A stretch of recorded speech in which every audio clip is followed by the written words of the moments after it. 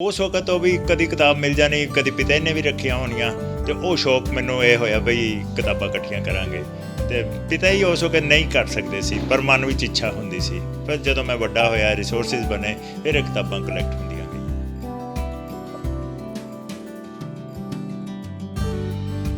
ਔਰ ਇਕੱਲਾ ਰਹਿੰਦਾ ਸੀਗਾ, ਇਕੱਲਾ ਜੇ ਘਰ ਵਿੱਚ ਇਕੱਲੇ ਹੀ ਕੰਧਾਂ ਹੀ ਹੋਣ, ਬੈੱਡ ਹੋਵੇ ਤਾਂ ਅਸੀਂ ਤਾਂ ਬੋਰ ਹੋ ਜਾਓਗੇ।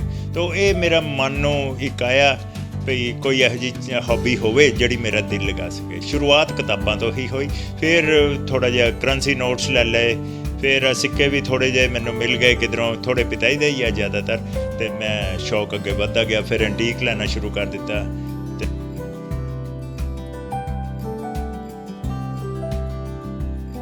ਆਪਣੇ ਬੱਚੇ ਵੀ ਨਾ ਪੜ੍ਹਨ ਜਿਸ ਵਕਤ, ਉਸ ਵਕਤ ਹੋਰ ਵੱਡਾ ਦੁੱਖ ਹੁੰਦਾ। ਅਤੇ ਕਿਤਾਬ ਪੜ੍ਹਨੀ ਅਤੇ ਇੱਕ ਪਰਸਨੈਲਿਟੀ ਡਿਵੈਲਪ ਕਰਨ ਵਾਸਤੇ ਬਹੁਤ ਜ਼ਰੂਰੀ ਹੈ।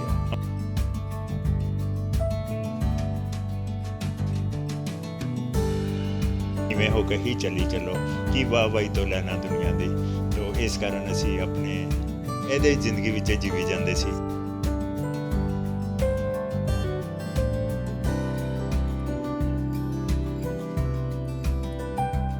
ਕਹਿੰਦੇ ਹਨ ਕਿ ਸ਼ੌਂਕ ਦਾ ਕੋਈ ਮੁੱਲ ਨਹੀਂ ਹੁੰਦਾ।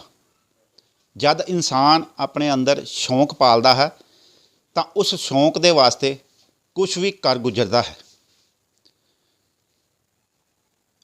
ਇਸੇ ਤਰੀਕੇ ਦਾ ਹੀ ਸ਼ੌਂਕ ਪਾਲਿਆ ਹੈ ਸਵਰਗੀ ਦੇਸ਼ ਰਾਜ ਜੀ ਦੇ ਬੇਟੇ ਨੇ, ਜੋ ਕਿ ਪ੍ਰੋਫੈਸਰ ਰਿਟਾਇਰਡ ਨੇ। ਅੱਜ ਅਸੀਂ ਇਹਨਾਂ ਦੇ ਘਰ ਪਹੁੰਚੇ ਹਾਂ ਕਿਉਂਕਿ ਇਹ ਸ਼ੌਂਕ ਜਿਹੜਾ ਤੁਹਾਨੂੰ ਅੱਜ ਦਿਖਾਉਣ ਜਾ ਰਹੇ ਹਾਂ ਅਸੀਂ ਤਸਵੀਰਾਂ ਦੇ ਰਾਹੀਂ, ਉਹ ਸਵਰਗੀ ਦੇਸ਼ ਰਾਜ ਜੀ ਤੋਂ ਸ਼ੁਰੂ ਹੋਇਆ ਅਤੇ ਅੱਗੇ ਉਹਨਾਂ ਦੀ ਦੂਸਰੀ ਪੀੜ੍ਹੀ, ਉਹਨਾਂ ਦਾ ਬੇਟਾ ਇਸ ਸ਼ੌਂਕ ਨੂੰ ਅੱਗੇ ਲਿਜਾਂਦਾ ਦਿਖਾਈ ਦੇ ਰਿਹਾ ਹੈ। ਸ਼ੌਂਕ ਹੈ ਪੁਰਾਤਨ ਚੀਜ਼ਾਂ ਇਕੱਠੀਆਂ ਕਰਨ ਦਾ, ਚਾਹੇ ਉਹ ਕਿਤਾਬਾਂ ਹੋ ਜਾਣ, ਚਾਹੇ ਐਂਟੀਕ ਪੀਸ ਹੋ ਜਾਣ, ਜਾਂ ਫਿਰ ਪੁਰਾਤਨ ਸਿੱਕੇ, ਜਾਂ ਫਿਰ ਟਿਕਟਾਂ, ਜਾਂ ਫਿਰ ਨੋਟ ਹੋ ਜਾਣ। ਇਹ ਸਾਰਾ ਕੁਛ ਸ਼ੌਂਕ ਦੇ ਵਜੋਂ ਇਕੱਠਾ ਕੀਤਾ ਹੈ। ਸਤਿ ਸ਼੍ਰੀ ਅਕਾਲ ਜੀ, ਮੈਂ ਹਾਂ ਭੁਪਾਲ ਸਿੰਘ ਅਤੇ ਤੁਸੀਂ ਦੇਖ ਰਹੇ ਹੋ ਹਮਦਰਦ ਟੀਵੀ। ਅਸੀਂ ਅੱਜ ਆਪਣੇ ਦਰਸ਼ਕਾਂ ਨੂੰ ਲੈ ਕੇ ਆਏ ਹਾਂ ਬਟਾਲਾ ਦੇ ਪਹਾੜੀ ਗੇਟ, ਜਿੱਥੋਂ ਦੇ ਰਹਿਣ ਵਾਲੇ ਅਨਿਲ ਗੁਪਤਾ ਜੀ, ਜਿਨ੍ਹਾਂ ਦੇ ਵੱਲੋਂ ਇਹ ਸਾਰਾ ਸ਼ੌਂਕ ਪਾਲਿਆ ਗਿਆ ਹੈ। ਫਿਲਹਾਲ ਤੁਹਾਨੂੰ ਮੈਂ ਤਸਵੀਰਾਂ ਦਿਖਾ ਦੇਣੀਆਂ ਚਾਹੁੰਦਾ ਕਿ ਇਹ ਬੈੱਡ ਦੇ ਉੱਪਰ ਜਿਹੜੇ ਤੁਸੀਂ ਚੀਜ਼ਾਂ ਦੇਖ ਰਹੇ ਹੋ, ਐਂਟੀਕ ਚੀਜ਼ਾਂ ਨੇ, ਪੁਰਾਤਨ ਚੀਜ਼ਾਂ ਨੇ, ਇਕੱਠੀਆਂ ਕੀਤੀਆਂ ਹੋਈਆਂ ਨੇ ਸ਼ੌਂਕ ਦੇ ਵਜੋਂ, ਜਿਹਦੇ ਵਿੱਚ ਕਈ ਤਰ੍ਹਾਂ ਦੇ ਸਮਾਨ ਪਏ ਹੋਏ ਨੇ, ਸਿੱਕੇ ਪਏ ਹੋਏ ਨੇ, ਪੁਰਾਣੇ ਨੋਟ ਪਏ ਹੋਏ ਹਨ, ਪੁਰਾਤਨ ਟਿਕਟਾਂ ਪਈਆਂ ਹੋਈਆਂ ਹਨ, ਇੱਥੋਂ ਤੱਕ ਕਿ ਸੋਨੇ ਦੇ ਸਿੱਕੇ ਵੀ ਪਏ ਹੋਏ ਹਨ ਜੋ ਕਰੀਬ 2200 ਸਾਲ ਪੁਰਾਣੇ ਹਨ। ਇਸ ਤੋਂ ਇਲਾਵਾ ਤੁਸੀਂ ਦੇਖ ਸਕਦੇ ਹੋ ਕਿ ਨੋਟ ਵੀ ਪੁਰਾਤਨ ਪਏ ਹੋਏ ਹਨ, ਹੋਰ ਵੀ ਕਈ ਅੱਗੇ ਸਿੱਕੇ ਇਸ ਤਰੀਕੇ ਦੇ ਪੁਰਾਤਨ ਜਿਹੜੇ ਨੇ ਉਹ ਇਹਨਾਂ ਦੇ ਵੱਲੋਂ ਸ਼ੌਂਕੀਆ ਤੌਰ 'ਤੇ ਇਕੱਠੇ ਕੀਤੇ ਹੋਏ ਹਨ। ਤੁਸੀਂ ਦੂਸਰੀਆਂ ਵੀ ਤਸਵੀਰਾਂ ਦੇਖ ਸਕਦੇ ਹੋ ਕਿ ਪੁਰਾਤਨ ਨੋਟ, ਜੋ ਕਿ ਹਾਲੇ ਫਿਲਹਾਲ ਕਈ ਨੋਟ ਇਹਨਾਂ 'ਚੋਂ ਬੰਦ ਹੋ ਚੁੱਕੇ ਨੇ। ਕਈ ਐਸੇ ਨੋਟ ਹਨ ਜਿਹੜੇ ਇਹਨਾਂ ਦੇ ਵਿੱਚ ਤੁਸੀਂ ਦੇਖ ਸਕਦੇ ਹੋ ਕਿ ਇਹ 10 ਦਾ ਨੋਟ ਜਿਸ ਤਰੀਕੇ ਦਾ ਹੈ, ਇਸ ਦੀ ਦੂਸਰੀ ਤਰਫ ਛਪਾਈ ਨਹੀਂ ਹੋਈ, ਗਲਤੀ ਨਾਲ ਹੀ ਛਪਾਈ ਨਹੀਂ ਹੋਈ। ਇਹ ਨੋਟ ਵੀ ਇਹਨਾਂ ਨੇ ਸਾਂਭ ਕੇ ਰੱਖਿਆ ਹੋਇਆ ਹੈ। ਇਸ ਤਰੀਕੇ ਦੇ ਐਂਟੀਕ ਚੀਜ਼ਾਂ ਇਕੱਠੀਆਂ ਕਰਨ ਦਾ ਸ਼ੌਂਕ ਹੈ। ਦੂਸਰੀ ਤਰਫ ਨਾਲ ਸ਼ੌਂਕ ਗਿਆਨ ਦਾ ਵੀ ਹੈ। ਤੁਸੀਂ ਦੇਖ ਸਕਦੇ ਹੋ ਕਿ ਗਿਆਨ ਦੇ ਸ਼ੌਂਕ ਨੂੰ ਲੈ ਕੇ ਕਿਤਾਬਾਂ ਇਕੱਠੀਆਂ ਕੀਤੀਆਂ ਹੋਈਆਂ ਹਨ। ਇੱਕ ਕਮਰੇ 'ਚ ਫਿਲਹਾਲ ਅਸੀਂ ਖੜ੍ਹੇ ਹਾਂ, ਇਹਨਾਂ ਦੇ 4 ਕਮਰੇ ਇਸ ਤਰੀਕੇ ਦੀਆਂ ਕਿਤਾਬਾਂ ਦੇ ਨਾਲ ਭਰੇ ਹੋਏ ਹਨ। 10,000 ਦੇ ਕਰੀਬ ਇਹਨਾਂ ਕੋਲ ਕਿਤਾਬਾਂ ਹਨ। ਜੇ ਗੱਲ ਕਰ ਲਈ ਜਾਵੇ ਤਾਂ ਬਟਾਲੇ ਦੀ ਲਾਇਬ੍ਰੇਰੀ ਦੇ ਵਿੱਚ ਵੀ ਇੰਨੀਆਂ ਕਿਤਾਬਾਂ ਨਹੀਂ ਹੋਣਗੀਆਂ ਜਿੰਨੀਆਂ ਕਿਤਾਬਾਂ ਇਹਨਾਂ ਨੇ ਇਕੱਤਰਤ ਕੀਤੀਆਂ ਹੋਈਆਂ ਹਨ। ਦੂਸਰੇ ਪਾਸੇ ਤੁਹਾਨੂੰ ਮੈਂ ਹੋਰ ਵੀ ਦਿਖਾ ਦੇਣਾ ਚਾਹੁੰਦਾ ਕਿ ਇਹਨਾਂ ਕਿਤਾਬਾਂ ਦੇ ਵਿੱਚ ਕੁਝ ਐਸੀਆਂ ਕਿਤਾਬਾਂ ਵੀ ਹਨ ਪੁਰਾਤਨ, ਜੋ ਕਿ ਹੱਥ ਨਾਲ ਲਿਖੀਆਂ ਹੋਈਆਂ ਹਨ। ਤੁਸੀਂ ਦੇਖ ਸਕਦੇ ਹੋ ਕਿ ਇਹ ਕਿਤਾਬ ਹੱਥ ਨਾਲ ਲਿਖੀ ਹੋਈ ਹੈ। ਇਸ ਤਰੀਕੇ ਦੀਆਂ ਕਿਤਾਬਾਂ ਵੀ ਇਹਨਾਂ ਦੇ ਕੋਲ ਇਕੱਠੀਆਂ ਕੀਤੀਆਂ ਹੋਈਆਂ ਹਨ। ਸ਼ੁਰੂਆਤ 'ਚ ਮੈਂ ਇਸੇ ਕਾਰਨ ਹੀ ਤੁਹਾਨੂੰ ਕਿਹਾ ਸੀ, ਦੱਸਿਆ ਸੀ ਕਿ ਸ਼ੌਂਕ ਦਾ ਕੋਈ ਮੁੱਲ ਨਹੀਂ ਹੁੰਦਾ ਅਤੇ ਸ਼ੌਂਕ ਦੇ ਵਾਸਤੇ ਇਨਸਾਨ ਕੁਝ ਵੀ ਕਰ ਗੁਜ਼ਰਦਾ ਹੈ। ਸਾਡੇ ਨਾਲ ਇੱਥੇ ਮੌਜੂਦ ਨੇ ਅਨਿਲ ਗੁਪਤਾ ਜੀ, ਜਿਨ੍ਹਾਂ ਦੇ ਵੱਲੋਂ ਆਪਣੇ ਫਾਦਰ ਸਾਹਿਬ ਦਾ, ਆਪਣੇ ਪਿਤਾ ਜੀ ਦਾ ਇਹ ਸ਼ੌਂਕ ਅੱਗੇ ਲਿਜਾਇਆ ਜਾ ਰਿਹਾ ਹੈ ਅਤੇ ਇਹ ਚੀਜ਼ਾਂ ਇਕੱਠੀਆਂ ਕੀਤੀਆਂ ਹੋਈਆਂ ਹਨ। ਇਸ ਤਰੀਕੇ ਦੀਆਂ ਚੀਜ਼ਾਂ ਇਹਨਾਂ ਦੇ ਕੋਲ 4 ਕਮਰਿਆਂ ਦੇ ਵਿੱਚ ਵੀ ਪਈਆਂ ਹੋਈਆਂ ਹਨ। ਫਿਲਹਾਲ ਅਸੀਂ ਤਸਵੀਰਾਂ ਦਿਖਾ ਰਹੇ ਹਾਂ ਦਰਸ਼ਕਾਂ ਨੂੰ। ਅਨਿਲ ਗੁਪਤਾ ਜੀ ਸਾਡੇ ਨਾਲ ਮੌਜੂਦ ਨੇ, ਉਹਨਾਂ ਨਾਲ ਵੀ ਗੱਲ ਕਰ ਲੈਂਦੇ ਹਾਂ। ਅਨਿਲ ਗੁਪਤਾ ਜੀ, ਹਮਦਰਦ ਟੀਵੀ 'ਤੇ ਤੁਹਾਡਾ ਸਵਾਗਤ ਹੈ ਜੀ। Thank you sir, thank you. ਕਿਸ ਤਰ੍ਹਾਂ ਇਹ ਸ਼ੌਂਕ ਹੋਇਆ ਸ਼ੁਰੂ? ਕਿਉਂਕਿ ਕਿਹਾ ਜਾਂਦਾ ਕਿ ਹਰ ਸ਼ੌਂਕ ਪਿੱਛੇ ਜਾਂ ਹਰ ਕੰਮ ਪਿੱਛੇ ਕੋਈ ਕਾਰਨ ਹੁੰਦਾ ਹੈ। समर्पित है मेरे शौक मेरे परम आदरणीय पिता श्री देसराज गुप्ता जी, मेरी माता श्रीमती कमला रानी गुप्ता जी। ਉਹ ਸਾਨੂੰ ਪੜ੍ਹਾਈ ਵਾਸਤੇ ਬਹੁਤ ਹੀ ਪ੍ਰੇਰਨਾ ਦਿੰਦੇ ਹੁੰਦੇ ਸੀ। ਉਹਨਾਂ ਦੇ ਸਦਕਾ ਅਸੀਂ ਪੜ੍ਹ ਗਏ। ਸਾਡੇ 5 ਭੈਣ ਭਰਾਵਾਂ ਸਾਰੇ ਹੀ ਸਾਰੇ ਹੀ ਪੋਸਟ ਗ੍ਰੈਜੂਏਟ ਹੈਗੇ ਆ, ਮਿਨੀਮਮ ਪੋਸਟ ਗ੍ਰੈਜੂਏਟ, ਬਾਕੀ ਹੋਰ ਪੜ੍ਹੇ ਗਏ, ਉਹ ਉਹਨਾਂ ਦੀ ਮਰਜ਼ੀ ਸੀਗੀ। ਤੋ ਉਸ ਵਕਤ ਉਹ ਵੀ ਕਦੀ ਕਿਤਾਬ ਮਿਲ ਜਾਣੀ, ਕਦੀ ਪਿਤਾ ਨੇ ਵੀ ਰੱਖੀਆਂ ਹੋਣੀਆਂ, ਅਤੇ ਉਹ ਸ਼ੌਕ ਮੈਨੂੰ ਇਹ ਹੋਇਆ ਭਈ ਕਿਤਾਬਾਂ ਇਕੱਠੀਆਂ ਕਰਾਂਗੇ। ਅਤੇ ਪਿਤਾ ਹੀ ਉਸ ਵਕਤ ਨਹੀਂ ਕਰ ਸਕਦੇ ਸੀ, ਪਰ ਮਨ ਵਿੱਚ ਇੱਛਾ ਹੁੰਦੀ ਸੀ। ਫਿਰ ਜਦੋਂ ਮੈਂ ਵੱਡਾ ਹੋਇਆ, ਰਿਸੋਰਸਿਸ ਬਣੇ, ਫਿਰ ਇਹ ਕਿਤਾਬਾਂ ਕਲੈਕਟ ਹੁੰਦੀਆਂ ਗਈਆਂ। ਸ਼ੌਂਕ ਤੁਹਾਡਾ ਕਿਤਾਬਾਂ ਤੋਂ ਸ਼ੁਰੂ ਹੋਇਆ, ਫਿਰ ਤੁਸੀਂ ਕਾਫੀ ਸਮਾਨ, ਸਿੱਕੇ, ਜਿੱਦਾਂ ਪੁਰਾਤਨ ਸਿੱਕੇ ਨੇ, ਹੋਰ ਵੀ ਪੁਰਾਤਨ ਸਮਾਨ ਤੁਹਾਡੇ ਕੋਲ ਇਕੱਠਾ ਕੀਤਾ ਹੋਇਆ, ਪੁਰਾਤਨ ਮੂਰਤੀਆਂ ਨੇ, ਪੁਰਾਤਨ ਜੋਤਾਂ ਵੀ ਨੇ ਤੁਹਾਡੇ ਕੋਲ। ਇਹਨਾਂ ਵਾਸਤੇ ਫਿਰ ਕਿਸ ਤਰ੍ਹਾਂ ਸਮਾਂ ਕੱਢਿਆ ਗਿਆ ਇਹਨਾਂ ਨੂੰ ਇਕੱਤਰਿਤ ਕਰਨ ਲਈ? ਕਿੱਥੋਂ ਇਕੱਠੀਆਂ ਕੀਤੀਆਂ ਗਈਆਂ ਅਤੇ ਕਿਸ ਤਰ੍ਹਾਂ ਪੈਸੇ ਇਕੱਠੇ ਕੀਤੇ ਗਏ? ਕਿਉਂਕਿ ਜਦੋਂ ਇਹ ਚੀਜ਼ਾਂ ਇਕੱਠੀਆਂ ਕਰਨੀਆਂ ਤਾਂ ਉਸਦੇ ਵਾਸਤੇ ਪੈਸੇ ਦੀ ਵੀ ਜ਼ਰੂਰਤ ਹੁੰਦੀ ਹੈ। ਮੈਂ ਪਿਛਲੇ 30 ਸਾਲ ਤੋਂ ਇਕੱਲਾ ਰਹਿ ਰਿਹਾ। ਮੇਰੀ ਵਾਈਫ ਜੰਮੂ ਰਹਿੰਦੇ, ਔਰ ਇਕੱਲਾ ਰਹਿੰਦਾ ਸੀਗਾ। ਇਕੱਲਾ ਜੇ ਘਰ ਵਿੱਚ ਇਕੱਲੇ ਹੀ ਕੰਧਾਂ ਹੀ ਹੋਣ, ਬੈੱਡ ਹੋਵੇ, ਤਾਂ ਅਸੀਂ ਤਾਂ ਬੋਰ ਹੋ ਜਾਓਗੇ। ਤਾਂ ਇਹ ਮੇਰਾ ਮਨ ਨੂੰ ਇੱਕ ਆਇਆ ਭਈ ਕੋਈ ਇਹੋ ਜਿਹੀ ਹੌਬੀ ਹੋਵੇ ਜਿਹੜੀ ਮੇਰਾ ਦਿਲ ਲਗਾ ਸਕੇ। ਸ਼ੁਰੂਆਤ ਕਿਤਾਬਾਂ ਤੋਂ ਹੀ ਹੋਈ। ਫਿਰ ਥੋੜ੍ਹਾ ਜਿਹਾ ਕਰੰਸੀ ਨੋਟਸ ਲੈ ਲਏ, ਫਿਰ ਸਿੱਕੇ ਵੀ ਥੋੜ੍ਹੇ ਜਿਹੇ ਮੈਨੂੰ ਮਿਲ ਗਏ ਕਿੱਧਰੋਂ, ਥੋੜ੍ਹੇ ਪਿਤਾ ਹੀ ਦੇ ਹੀ ਆ ਜ਼ਿਆਦਾਤਰ, ਅਤੇ ਮੈਂ ਸ਼ੌਕ ਅੱਗੇ ਵੱਧਦਾ ਗਿਆ। ਫਿਰ ਐਂਟੀਕ ਲੈਣਾ ਸ਼ੁਰੂ ਕਰ ਦਿੱਤਾ, ਅਤੇ ਇਸ ਤਰ੍ਹਾਂ ਮੇਰੇ ਸ਼ੌਕ ਡਿਵੈਲਪ ਹੁੰਦੇ ਗਏ। ਕਿਤਾਬਾਂ ਤੋਂ ਸ਼ੌਂਕ ਸ਼ੁਰੂ ਹੋਇਆ, 10,000 ਦੇ ਕਰੀਬ ਤੁਹਾਡੇ ਕੋਲ ਕਿਤਾਬਾਂ ਨੇ। ਬਾਕੀ ਜਿਹੜਾ ਸਮਾਨ ਸੀ ਇਹਦੇ ਵਿੱਚ ਕੀ ਕੁਛ ਹੈਗਾ ਤੁਹਾਡੇ ਕੋਲ? ਸਾਡੇ ਦਰਸ਼ਕਾਂ ਨੂੰ ਵੀ ਦੱਸੋ, ਕਿਉਂਕਿ ਮੈਂ ਵੀ ਕੁਛ ਦਿਖਾਇਆ, ਬਾਕੀ ਤੁਸੀਂ ਦੱਸੋ ਕਿ ਕੀ ਕੁਛ ਇਸ ਵੇਲੇ ਤੁਹਾਡੇ ਕੋਲ ਇਸ ਸਮਾਨ ਦੇ ਵਿੱਚ ਹੈਗਾ। ਫੁਲਕਾਰੀਆਂ ਵੀ ਆ ਮੇਰੇ ਕੋਲ, ਅੱਛੀ ਕਲੈਕਸ਼ਨ ਹੈ ਫੁਲਕਾਰੀ ਦੀ। ਐਂਟੀਕਸ ਦਾ ਟੈਲੀਫੋਨ ਰੱਖੇ ਦੇ ਆ, ਕੈਮਰਾਜ਼ ਰੱਖੇ ਦੇ ਆ, ਇਹ ਤਾਂ ਭਾਵੇਂ ਲੇਟੈਸਟ ਹੀ ਹੈ। ਫਿਰ ਪੁਰਾਣੀ ਜਿਹੜੀ ਹੈ ਸਮਾਵਾਰ ਹੈ, ਤਾਂਬੇ ਦੀ ਕੈਟਲ ਹੈ, ਇਹ ਚੀਜ਼ਾਂ ਮੈਂ ਰੱਖਦਾ ਵਾਂ। ਜਿਹੜੀਆਂ ਲੋਕ ਡਿਸਕਾਰਡ ਕਰ ਦਿੰਦੇ ਆ ਉਹ ਅਸੀਂ ਰੱਖ ਲੈਂਦੇ ਹਾਂ, ਕਲੈਕਟ ਕਰ ਲੈਂਦੇ ਹਾਂ। ਸਾਡਾ ਏਮ ਇਹੀ ਹੁੰਦਾ ਭਈ ਲੋਕਾਂ ਦੇ ਘਰ ਨਹੀਂ ਜਗ੍ਹਾ ਹੈਗੀ, ਉਹ ਬਾਹਰ ਸੁੱਟ ਦਿੰਦੇ ਆ, ਅਸੀਂ ਉਹ ਖਰੀਦ ਲੈਂਦੇ ਹਾਂ। ਤੁਹਾਡਾ ਇਹ ਸ਼ੌਂਕ ਹੈ, ਅਤੇ ਸ਼ੌਂਕ ਕਹਿੰਦੇ ਨੇ ਕਿ ਅਮੁੱਲਾ ਹੁੰਦਾ, ਕੋਈ ਮੁੱਲ ਨਹੀਂ ਹੁੰਦਾ। ਪਰ ਮੈਂ ਗੁਸਤਾਖੀ ਕਰ ਰਿਹਾ ਤੁਹਾਡੇ ਕੋਲ ਪੁੱਛਣ ਦੀ ਕਿ ਇਸ ਸ਼ੌਂਕ ਦੇ ਪਿੱਛੇ ਹੁਣ ਤੱਕ ਅਨਿਲ ਗੁਪਤਾ ਜੀ ਵੱਲੋਂ ਕਿੰਨੇ ਪੈਸੇ ਖਰਚ ਕੀਤੇ ਗਏ ਨੇ? ਕੋਈ ਆਈਡੀਆ ਨਹੀਂ, ਕਿਉਂਕਿ ਮੈਂ ਹਿਸਾਬ ਨਹੀਂ ਰੱਖਿਆ। ਜਿਹੜੀ ਚੀਜ਼ ਚੰਗੀ ਲੱਗੀ, ਕਈ ਵਾਰੀ ਉਧਾਰ ਕਰ ਆਉਂਦਾ ਸੀਗਾ, ਪਰ ਨਹੀਂ ਹੁੰਦੇ ਪੈਸੇ, ਤਾਂ ਹੁੰਦਾ ਗਿਆ। ਸ਼ਿਵ ਜੀ ਭਗਵਾਨ ਮੇਰੇ ਪਿੱਛੇ ਖੜ੍ਹੇ ਸੀਗੇ। ਸ਼ਿਵ ਜੀ ਭਗਵਾਨ ਕਹਿੰਦੇ ਕਰੀ ਜਾ, ਕੋਈ ਨਹੀਂ, ਮੈਂ ਤੇਰੇ ਨਾਲ ਹਾਂ। ਤਾਂ ਮੈਂ ਉਹਨਾਂ ਦਾ ਹੀ, ਸ਼ਿਵ ਜੀ ਭਗਵਾਨ ਦਾ ਹੀ ਰੋਜ਼ ਸਵੇਰੇ ਉੱਠ ਕੇ ਨਾਂ ਲੈਂਦੇ ਹਾਂ ਵੀ ਸ਼ਿਵ ਜੀ ਤੁਹਾਡੀ ਕਿਰਪਾ ਨਾਲ ਇਹ ਸਾਰਾ ਕੁਝ ਹੋਇਆ। ਮੈਨੂੰ ਨਹੀਂ ਸਮਝ ਆਈ ਕਿੱਦਾਂ ਇਹ ਹੋ ਗਿਆ। ਤੁਸੀਂ ਆਪ ਖੁਦ ਗਿਆਨ ਲਿਆ, ਲੋਕਾਂ ਨੂੰ ਵੀ ਗਿਆਨ ਵੰਡਿਆ, ਕਿਉਂਕਿ ਤੁਸੀਂ ਪ੍ਰੋਫੈਸਰ ਮੇਰੇ ਖਿਆਲ ਨਾਲ ਰਿਟਾਇਰਡ ਹੋ, ਤਾਂ ਇਹ ਗਿਆਨ ਦੇ ਤੌਰ 'ਤੇ ਤੁਸੀਂ ਕਿਤਾਬਾਂ ਵੀ ਇਕੱਠੀਆਂ ਕੀਤੀਆਂ। ਕਿਤੇ ਕੋਈ ਗਿਆਨ ਲੈਣ ਇਹਨਾਂ ਕਿਤਾਬਾਂ ਦੇ ਥਰੂ ਤੁਹਾਡੇ ਕੋਲ ਆਉਂਦਾ ਹੈ? ਜੇ ਆਉਂਦਾ ਤਾਂ ਕਿਸ ਤਰ੍ਹਾਂ ਦਾ ਲੱਗਦਾ? ਜੇ ਨਹੀਂ ਆਉਂਦਾ ਤਾਂ ਕਿਸ ਤਰ੍ਹਾਂ ਦਾ ਲੱਗਦਾ? ਆਉਂਦੇ ਆ ਤਾਂ ਅੱਛਾ ਲੱਗਦਾ ਭਈ ਉਹਨੂੰ ਕਿਧਰੋਂ ਕਿਤਾਬ ਨਹੀਂ ਮਿਲੀ ਅਤੇ ਉਹ ਮੇਰੇ ਕੋਲ ਆਇਆ ਭਈ ਸਰ ਤੁਹਾਡੇ ਕੋਲ ਕਿਤਾਬ ਹੋਏਗੀ। ਹਾਂ, ਮੈਂ ਕਹਿੰਦਾ ਮੈਨੂੰ ਇੱਕ ਅੱਧਾ ਦਿਨ ਦੇ ਦਿਓ, ਮੈਂ ਸਰਚ ਕਰਕੇ ਤੁਹਾਨੂੰ ਕਿਤਾਬ ਦੇ ਦੇਵਾਂਗਾ। ਦਿੱਤੀ ਵੀ ਹੈ, 5-7 ਆਏ ਵੀ ਹੈ ਮੇਰੇ ਕੋਲ, ਮੇਰੇ ਪੁਰਾਣੇ ਸਟੂਡੈਂਟ ਸੀਗੇ, ਅਤੇ ਉਹਨਾਂ ਨੂੰ ਮੈਂ ਹੈਲਪ ਵੀ ਕੀਤੀ ਹੈ ਕਿਤਾਬ ਦੇਣ ਦੇ ਵਿੱਚ। ਅਤੇ ਆਉਂਦੇ ਰਹਿੰਦੇ ਆ ਵੈਸੇ ਥੋੜ੍ਹੇ, but number is very small. ਕਿਤੇ ਮਨ ਦੇ ਕੋਨੇ ਵਿੱਚ ਇਹ ਦੁੱਖ ਹੁੰਦਾ ਹੈ ਕਿ ਇੰਨਾ ਗਿਆਨ, ਇੰਨਾ ਕਿਤਾਬਾਂ ਤੁਹਾਡੇ ਕੋਲ ਹੋਣ ਤੇ ਕੋਈ ਪੜ੍ਹਨ ਨਹੀਂ ਆਉਂਦਾ ਇਸ ਵੇਲੇ? ਕਿਉਂਕਿ ਪੁਰਾਣੇ ਸਮੇਂ 'ਚ ਲੋਕ ਕਿਤਾਬਾਂ ਪੜ੍ਹ ਕੇ ਹੀ ਗਿਆਨ ਲੈਂਦੇ ਸੀ। ਹੁਣ ਵੀ ਕਿਹਾ ਜਾਂਦਾ ਕਿ ਕਿਤਾਬਾਂ ਪੜ੍ਹੋ, ਗਿਆਨ ਆਪਣੇ ਆਪ ਆ ਜਾਏਗਾ।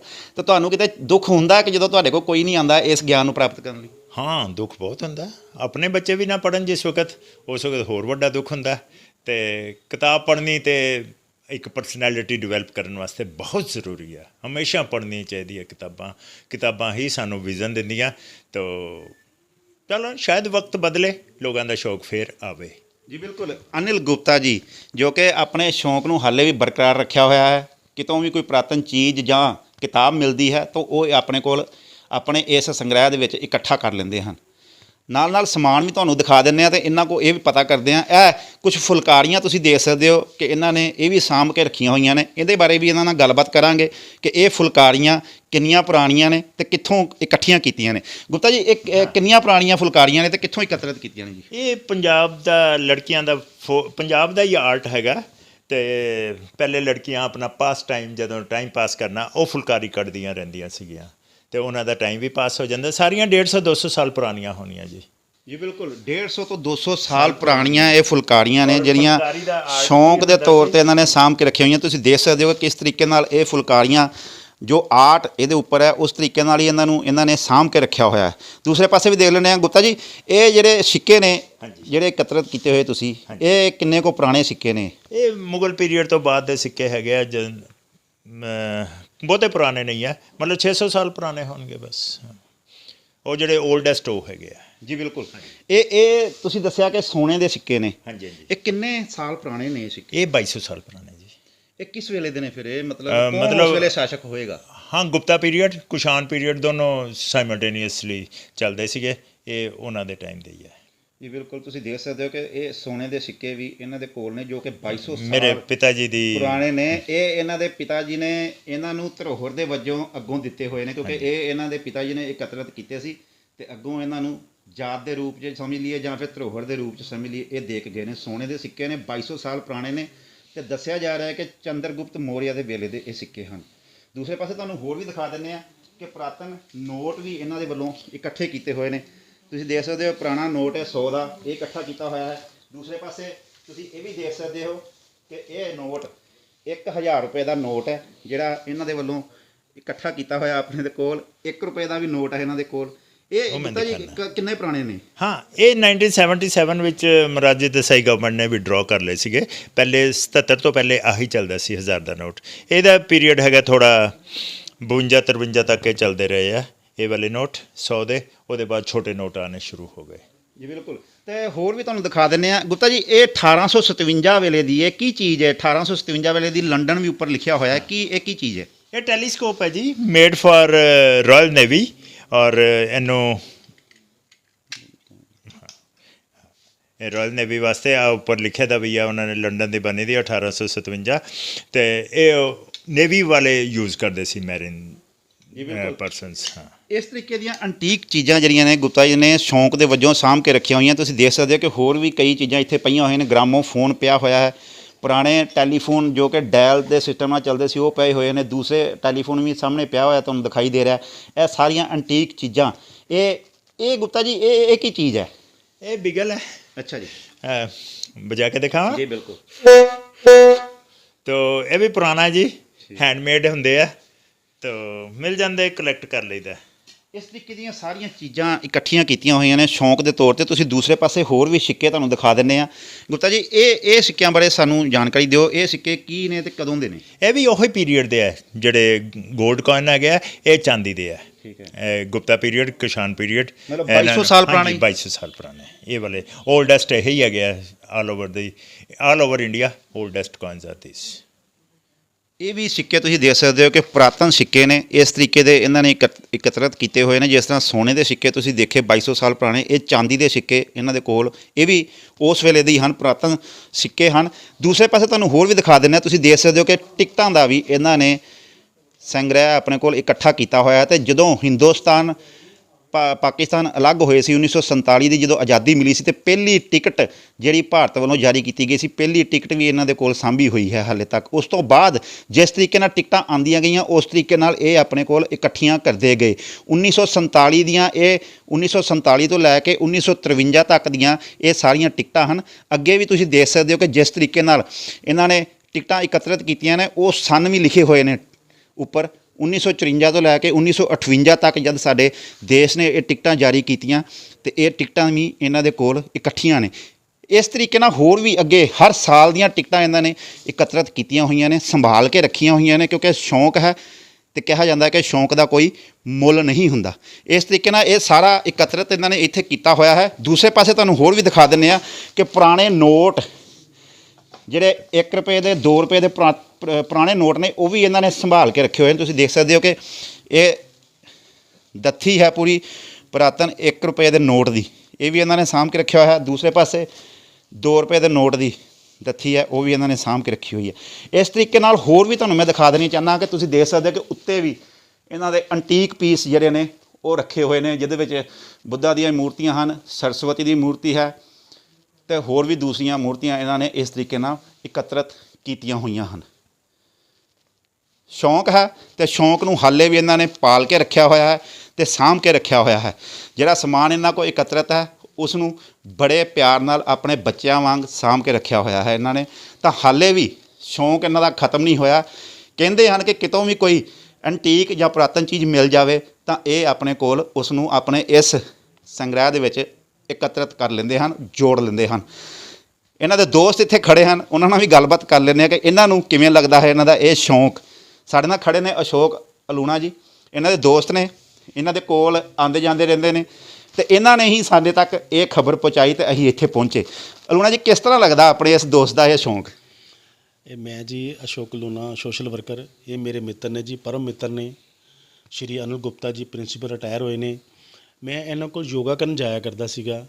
ਹੁਣ ਤਾਂ ਮੈਂ ਬੇਸ਼ੱਕ ਯੋਗਾ ਕਰਨ ਨਹੀਂ ਜਾ ਰਿਹਾ, ਪਰ ਮੈਨੂੰ ਇਹਨਾਂ ਦਾ ਇੰਨਾ ਅੱਛਾ ਲੱਗਦਾ, ਇਹਨਾਂ ਨਾਲ ਮਿਲ ਬੈਠ ਕੇ ਸਾਰਿਆਂ ਦਾ ਹਿਸਾਬ ਤਾਂ ਦੇਖ ਕੇ। ਔਰ ਮੈਂ ਹਫ਼ਤੇ 15 ਦਿਨ ਇਹਨਾਂ ਕੋਲ ਆਸ਼ੀਰਵਾਦ ਲੈਣ ਜ਼ਰੂਰ ਆਉਂਦਾ ਵਾਂ। ਔਰ ਮੈਂ ਜਦੋਂ ਆਸ਼ੀਰਵਾਦ ਲੈਣ ਆਉਂਦਾ ਸੀ, ਮੈਂ ਇਹਨਾਂ ਦਾ ਸਾਰਾ ਖਜ਼ਾਨਾ ਦੇਖਿਆ ਔਰ ਇਹ ਛੁਪੇ ਰੁਸਤਮ ਨਿਕਲੇ। ਔਰ ਇਹਨਾਂ ਨੂੰ ਮੈਂ ਬਾਰ-ਬਾਰ ਬੇਨਤੀ ਕੀਤੀ ਕਿ ਸਰ ਤੁਸੀਂ ਛੁਪੇ ਰੁਸਤਮ, ਤੁਹਾਨੂੰ ਮੈਂ ਹਾਈਲਾਈਟਸ ਕਰਨਾ ਚਾਹੁੰਦਾ ਤੁਹਾਡਾ ਜੋ ਖਜ਼ਾਨਾ ਹੈ, ਤਾਂ ਕਿ ਲੋਕੀ ਚੀਜ਼ਾਂ ਵਰਤ ਸਕਣ, ਲੋਕੀ ਚੀਜ਼ਾਂ ਦੇਖ ਸਕਣ, ਤੁਹਾਡੀ ਜੋ ਬੁੱਕਸ ਹੈ ਲੋਕੀ ਪੜ੍ਹ ਸਕਣ। ਔਰ ਇਹਨਾਂ ਨੂੰ ਬਾਰ-ਬਾਰ ਬੇਨਤੀ ਕੀਤੀ ਔਰ ਅੱਜ ਮੇਰੀ ਇਹਨਾਂ ਬੇਨਤੀ ਨੂੰ ਪ੍ਰਵਾਨ ਕੀਤਾ ਵਾ। ਮੇਰੇ ਨਾਲ ਬੈਂਕ ਗਏ ਨੇ, ਬੈਂਕ 'ਚੋਂ ਅਸੀਂ ਇਕੱਠੇ ਜਾ ਕੇ ਲਾਕਰ 'ਚੋਂ ਸਮਾਨ ਲੈ ਕੇ ਆਏ ਹਾਂ। ਔਰ ਜਦੋਂ ਮੈਂ ਇਹਨਾਂ ਨੂੰ ਮਿਲਦਾ, ਮੇਰਾ ਮਨ, ਮੇਰੀ ਰੂਹ ਖੁਸ਼ ਹੋ ਜਾਂਦੀ ਹੈ। ਏਡੇ ਵਧੀਆ ਇਨਸਾਨ, ਏਡੇ ਪੂਜਨਯੋਗ ਇਨਸਾਨ। ਮੈਂ ਹਰ ਇੱਕ ਨੂੰ ਇਹੀ ਬੇਨਤੀ ਕਰਾਂਗਾ ਔਰ ਸਰਕਾਰ ਨੂੰ ਵੀ ਬੇਨਤੀ ਕਰਾਂਗਾ ਕਿ ਇਹੋ ਜਿਹੇ ਸ਼ਖਸ ਨੂੰ ਜ਼ਰੂਰ ਸਨਮਾਨਿਤ ਕੀਤਾ ਜਾਏ ਔਰ ਇਸ ਘਰ ਨੂੰ ਬੇਸ਼ੱਕ ਮਿਊਜ਼ੀਅਮ ਬਣਾਇਆ ਜਾਏ, ਜਿਨੇਜਮ ਬਣਾਇਆ ਜਾਏ, ਤਾਂ ਕਿ ਹਰ ਕੋਈ ਬੱਚੇ ਇੱਥੇ ਪੜ੍ਹ ਸਕਣ। ਔਰ ਇਹਨਾਂ ਦਾ ਜੋ ਇੱਥੇ ਇਹਨਾਂ ਦੇ ਜੋ ਪੁਰਾਣੇ ਖਜ਼ਾਨੇ 22 ਸਾਲ ਪੁਰਾਣੇ, 600 ਸਾਲ ਪੁਰਾਣੇ ਜੋ ਸਮਾਨ ਰੱਖਿਆ ਹੈ, ਉਹ ਸਾਰੇ ਵੇਖ ਕੇ ਜ਼ਿੰਦਗੀ ਦਾ ਆਨੰਦ ਲੈਣ। ਜੀ ਬਿਲਕੁਲ। ਅਨਿਲ ਜੀ, ਜਿਸ ਤਰ੍ਹਾਂ ਤੁਹਾਡੇ ਦੋਸਤ ਅਸ਼ੋਕ ਲੂਣਾ ਜੀ ਨੇ ਦੱਸਿਆ ਕਿ ਛੁਪੇ ਰੁਸਤਮ ਨੇ, ਲੋਕਾਂ ਦੇ ਸਾਹਮਣੇ ਨਹੀਂ ਸੀ ਆਉਣਾ ਚਾਹੁੰਦੇ, ਆਪਣੀ ਇਹ ਵਿਰਾਸਤ ਲੋਕਾਂ ਨੂੰ ਦਿਖਾਉਣਾ ਨਹੀਂ ਸੀ ਚਾਹੁੰਦੇ, ਕਿਉਂ, ਕੀ ਕਾਰਨ ਸੀ ਇਹਦੇ ਪਿੱਛੇ? ਬਸ ਇਕੱਲੇ ਮੈਂ ਕਹਿੰਦਾ ਠੀਕ ਹੈ, ਐਡਵਰਟੀਜ਼ਮੈਂਟ ਸਾਨੂੰ ਚੰਗੀ ਨਹੀਂ ਲੱਗਦੀ। ਰੋਜ਼ ਸਵੇਰੇ ਅਸੀਂ ਯੋਗ ਕਰਦੇ ਹਾਂ, ਯੋਗ ਪ੍ਰਭੂ ਦਾ ਕੰਮ ਹੈ, ਉਹਦੇ ਵਿੱਚ ਇਹੀ ਹੈਗਾ ਭਈ ਨੀਵੇਂ ਹੋ ਕੇ ਹੀ ਚੱਲੀ ਚੱਲੋ, ਕੀ ਵਾਹ ਵਾਹੀ ਤੋਂ ਲੈਣਾ ਦੁਨੀਆ ਦੀ। ਤੋ ਇਸ ਕਾਰਨ ਅਸੀਂ ਆਪਣੇ ਇਹਦੇ ਜ਼ਿੰਦਗੀ ਵਿੱਚ ਜੀਵੀ ਜਾਂਦੇ ਸੀ। ਇਹ ਬਹੁਤ ਮਗਰ ਪਏ ਲੂਣਾ ਜੀ, ਅਤੇ ਮੈਨੂੰ ਬਹੁਤ ਹੀ ਵਾਰ ਕਿਹਾ। ਫਿਰ ਮੇਰੇ ਮਨ ਵਿੱਚ ਆ ਗਿਆ, ਮੈਂ ਕਿਹਾ ਲੂਣਾ ਜੀ ਦਾ ਇੰਟਰਸਟ ਤਾਂ ਕੋਈ ਨਹੀਂ, ਉਹ ਮੈਨੂੰ ਹੀ ਪਿਆਰ ਕਰਦੇ ਆ। ਤਾਂ ਫਿਰ ਇਹ ਸਾਰਾ ਕੁਝ ਤੁਹਾਡੇ ਨਾਲ ਇੰਟਰਵਿਊ ਹੋਇਆ। ਤੋ ਚਲੋ, ਜੋ ਪ੍ਰਭੂ ਕਰ ਰਿਹਾ ਉਹੀ ਅੱਛਾ ਜੀ। ਅੱਜ ਦੀ ਪੀੜ੍ਹੀ ਨੂੰ ਕੀ ਕਹਿਣਾ ਚਾਹੋਗੇ? ਕਿਉਂਕਿ ਜਿਸ ਤਰ੍ਹਾਂ ਤੁਸੀਂ ਦੱਸਿਆ ਕਿ ਤੁਸੀਂ ਆਪਣੇ ਬਜ਼ੁਰਗਾਂ ਦੇ, ਆਪਣੇ ਪਿਤਾ ਜੀ ਦੀ ਇਸ ਵਿਰਾਸਤ ਨੂੰ ਅੱਗੇ ਲੈ ਕੇ ਆਏ, ਸ਼ੌਂਕ ਦੇ ਵਜੋਂ ਸਾਂਭ ਕੇ ਰੱਖਿਆ ਕਿਤੇ ਨਾ ਕਿਤੇ, ਅੱਜ ਦੀ ਪੀੜ੍ਹੀ ਨੂੰ ਕੀ ਕਹਿਣਾ ਚਾਹੁੰਦੇ ਹੋ ਜਿਹੜੇ ਆਪਣੇ ਰਿਸ਼ਤਿਆਂ ਤੋਂ, ਆਪਣੇ ਨਾਤਿਆਂ ਤੋਂ ਦੂਰ ਹੁੰਦੇ ਦਿਖਾਈ ਦੇ ਰਹੇ ਨੇ? ਕਿਹਾ ਜਾ ਰਿਹਾ ਕਿ ਅੱਜ ਦੇ ਯੁੱਗ ਦੇ ਵਿੱਚ ਖੂਨ ਵੀ ਸਫੇਦ ਹੋ ਗਏ ਨੇ। ਮੈਂ ਤਾਂ ਇਹੀ ਕਹਾਂਗਾ, ਪੜ੍ਹੋ, ਅੱਛੀਆਂ ਕਿਤਾਬਾਂ ਪੜ੍ਹੋ, ਬੜਾ ਗਿਆਨ ਹੈ ਕਿਤਾਬਾਂ ਦੇ ਵਿੱਚ। ਸ਼ਾਇਦ ਇੱਕ ਲਾਈਨ ਪੜ੍ਹ ਕੇ ਹੀ ਮੇਰੀ ਜ਼ਿੰਦਗੀ ਬਦਲ ਜਾਵੇ। ਮੈਂ ਤਾਂ ਇਹ ਜ਼ਿੰਦਗੀ ਦੇ ਵਿੱਚ ਇਹੀ, ਜਿਹੜਾ ਕੋਈ ਵੀ ਮੇਰੇ ਕੰਟੈਕਟ ਵਿੱਚ ਆਉਂਦਾ, ਮੈਂ ਕਹਿੰਦਾ ਦੱਸੋ ਤੁਸੀਂ ਕੀ ਪ੍ਰੋਬਲਮ ਹੈ, ਕਿਤਾਬ ਲਵੋ। ਮੈਂ ਭਾਰਤੀ ਯੋਗ ਸੰਸਥਾਨ ਨਾਲ ਜੁੜਿਆ ਹੋਇਆ, ਜਿਨ੍ਹਾਂ ਦਾ ਏਮ ਹੈ ਫ੍ਰੀ ਯੋਗ ਕਰਵਾਉਣਾ। ਅਤੇ ਇਹ ਵੀ ਇੱਕ ਕਾਰਨ ਹੁੰਦਾ ਸੀਗਾ। ਮੈਂ ਟਰੇਡਿੰਗ ਤਾਂ ਕਰਦਾ ਨਹੀਂ, ਮੈਂ ਕੋਈ ਪੈਸੇ ਕਮਾਉਣ ਵਾਸਤੇ ਨਹੀਂ ਰੱਖਿਆ, ਆਪਣਾ ਮਨ ਖੁਸ਼ ਕਰਨ ਵਾਸਤੇ ਰੱਖੇ ਦੀਆਂ ਚੀਜ਼ਾਂ। ਤਾਂ ਮੈਨੂੰ ਕੋਈ ਇਹਦਾ ਵੀ ਨਹੀਂ ਹੁੰਦਾ, ਕਿਉਂ, ਮਾਤਾ ਪਿਤਾ ਦੀ ਵਿਰਾਸਤ ਹੈ, ਉਹਦੇ ਵਿੱਚ ਮੈਂ ਖੁਸ਼ ਰਹਿਣਾ। ਮੈਨੂੰ ਲੱਗਦਾ ਮੇਰੇ ਮਾਤਾ ਪਿਤਾ ਮੇਰੇ ਕੋਲ ਹੀ ਹੈ। ਤੁਸੀਂ ਗੱਲ ਕੀਤੀ ਟਰੇਡਿੰਗ ਨਹੀਂ ਕਰਦੇ, ਤੁਸੀਂ ਵੇਚਣ ਦੀ, ਕੋਈ ਕਿਸੇ ਨੇ ਤੁਹਾਡੇ ਤੱਕ ਅਪਰੋਚ ਕੀਤੀ ਕੋਈ ਚੀਜ਼ ਖਰੀਦਣ ਦੀ? ਹਾਂ ਮੰਗਦੇ ਆ, ਪਰ ਮੈਂ ਕਹਿੰਦਾ ਨਹੀਂ, ਰਹਿਣ ਦਿਓ, ਮੇਰੇ ਕੋਲ ਪਈ ਰਹਿੰਦਾ। ਕਿਉਂ, ਇੱਕ ਚੀਜ਼ ਵੇਚਾਂਗਾ ਮੈਂ, ਇਹ ਨਹੀਂ ਕਦੀ ਫਿਰ ਕਹਿ ਸਕਾਂਗਾ ਮੈਂ ਟਰੇਡਰ ਨਹੀਂ ਹਾਂ। ਮੈਂ ਤਾਂ ਟਰੇਡਰ ਬਣ ਗਿਆ ਉਸੇ ਵਕਤ। ਜ਼ਿੰਦਗੀ ਕਹਿੰਦੇ ਨੇ ਕਿ ਝੂਠ ਹੈ ਅਤੇ ਮੌਤ ਜਿਹੜੀ ਹੈ ਉਹ ਸੱਚ ਹੈ, ਸੱਚਾਈ ਹੈ। ਅਤੇ ਮੌਤ ਤੁਹਾਨੂੰ ਵੀ ਆਉਣੀ ਹੈ, ਸਾਨੂੰ ਵੀ ਆਉਣੀ ਹੈ, ਸਾਰਿਆਂ ਨੂੰ ਆਉਣੀ ਹੈ। ਅਤੇ ਜਦੋਂ ਤੁਸੀਂ ਇਹ ਸੰਸਾਰ ਛੱਡ ਕੇ ਚਲੇ ਜਾਓਗੇ, ਤੁਹਾਡੇ ਪਿਤਾ ਜੀ ਜਦੋਂ ਗਏ ਤੁਹਾਨੂੰ ਦੇ ਗਏ ਵਿਰਾਸਤ, ਤੁਸੀਂ ਛੱਡ ਕੇ ਚਲੇ ਜਾਓਗੇ, ਅਤੇ ਫਿਰ ਏਡੀ ਵੱਡੀ ਵਿਰਾਸਤ ਜਿਹੜੀ 4 ਕਮਰੇ ਭਰੇ ਹੋਏ ਨੇ, ਹਾਲੇ ਅਸੀਂ ਇੱਕ ਹੀ ਕਮਰਾ ਦਿਖਾਇਆ, ਉਹ ਫਿਰ ਕਿਹਨੂੰ ਸੌਂਪੋਗੇ? ਮੇਰੀ ਬੇਟੀ, ਦੁਨੀਆ ਦੇ ਵਿੱਚ ਜੇ ਮੈਂ ਸਭ ਤੋਂ ਵੱਧ ਪਿਆਰ ਕਰਦਾ ਆਪਣੀ ਬੇਟੀ ਨੂੰ ਕਰਦਾ। ਉਹਦੇ ਨਾਲ ਉਹਦਾ ਹਸਬੈਂਡ ਹੈ ਜਤਿਨ, ਨਾਲ ਮੇਰਾ ਗ੍ਰੈਂਡਸਨ ਹੈ, ਉਹਨੂੰ ਅਕਸ਼ਜ, ਉਹਨਾਂ ਨੂੰ ਮੈਂ ਬਹੁਤ ਪਿਆਰ ਕਰਦਾ। ਜ਼ਿੰਦਗੀ ਦੀ ਹਰ ਚੀਜ਼ ਹੀ ਉਹਨਾਂ ਵਾਸਤੇ ਨਿਛਾਵਰ ਕਰ ਸਕਦਾ। ਤੋ ਵਿਰਾਸਤ ਉਹਨਾਂ ਤੱਕ ਹੀ ਜਾਏਗੀ। ਜੀ ਬਿਲਕੁਲ। ਇਹ ਸ਼ੌਂਕ ਹੈ ਅਨਿਲ ਗੁਪਤਾ ਜੀ ਦਾ, ਜਿਹਦੇ ਵਿੱਚ ਇਹਨਾਂ ਨੇ ਇਹ ਵੀ ਦੱਸਿਆ ਕਿ ਮੈਂ ਹਾਲੇ ਵੀ ਇਹ ਕਿਤੋਂ ਮੈਨੂੰ ਕੋਈ ਪੁਰਾਤਨ ਚੀਜ਼ ਮਿਲ ਜਾਵੇ ਤਾਂ ਸ਼ੌਂਕ ਦੇ ਤੌਰ 'ਤੇ ਮੈਂ ਆਪਣੇ ਕੋਲ ਇਕੱਠੀ ਕਰ ਲੈਂਦਾ ਹਾਂ। ਤਸਵੀਰਾਂ ਤੁਸੀਂ ਦੇਖ ਸਕਦੇ ਹੋ ਕਿ ਇੱਕ ਕਮਰੇ 'ਚ ਖੜ੍ਹੇ ਹਾਂ ਅਤੇ ਤੁਹਾਨੂੰ ਹਾਲੇ ਜਿਹੜਾ ਸਮਾਨ ਦਿਖਾਇਆ, ਇਸ ਤਰੀਕੇ ਦੇ ਸਮਾਨ ਦੇ ਨਾਲ ਅਤੇ ਇਹ ਕਿਤਾਬਾਂ ਦੇ ਨਾਲ 4 ਕਮਰੇ ਹਾਲੇ ਹੋਰ ਭਰੇ ਹੋਏ ਹਨ। ਤਾਂ ਵਿਰਾਸਤ ਨੂੰ ਅੱਗੇ ਤੋੜਨ ਦੇ ਲਈ ਇਹਨਾਂ ਦਾ ਇਹ ਵੀ ਕਹਿਣਾ ਹੈ ਕਿ ਇਹ ਵਿਰਾਸਤ ਜਿਸ ਤਰ੍ਹਾਂ ਇਹਨਾਂ ਦੇ ਫਾਦਰ ਨੇ ਇਹਨਾਂ ਨੂੰ ਸੌਂਪੀ, ਅਤੇ ਅੱਗੋਂ ਇਹ ਆਪਣੀ ਬੇਟੀ ਨੂੰ, ਆਪਣੇ ਦਮਾਦ ਨੂੰ, ਆਪਣੇ ਨਾਤੀ ਨੂੰ ਸੌਂਪ ਕੇ ਜਾਣਗੇ। ਪਰ ਨਾਲ ਅਪੀਲ ਵੀ ਕਰਦੇ ਦਿਖਾਈ ਦੇ ਰਹੇ ਹਨ ਕਿ ਇਸ ਯੁੱਗ ਦੇ ਵਿੱਚ ਆਪਣੇ ਰਿਸ਼ਤੇ ਨਾਤਿਆਂ ਨੂੰ, ਆਪਣੇ ਗਿਆਨ ਨੂੰ ਨਹੀਂ ਛੱਡਣਾ ਚਾਹੀਦਾ। ਜਿੱਥੋਂ ਵੀ ਗਿਆਨ ਮਿਲੇ ਉਸ ਨੂੰ ਹਾਸਲ ਕਰਨਾ ਚਾਹੀਦਾ। ਕੈਮਰਾ ਪਰਸਨ ਨਿਸ਼ਾਂਤ ਗੋਇਲ ਦੇ ਨਾਲ ਭੋਪਾਲ ਸਿੰਘ, ਹਮਦਰਦ TV, ਬਟਾਲਾ।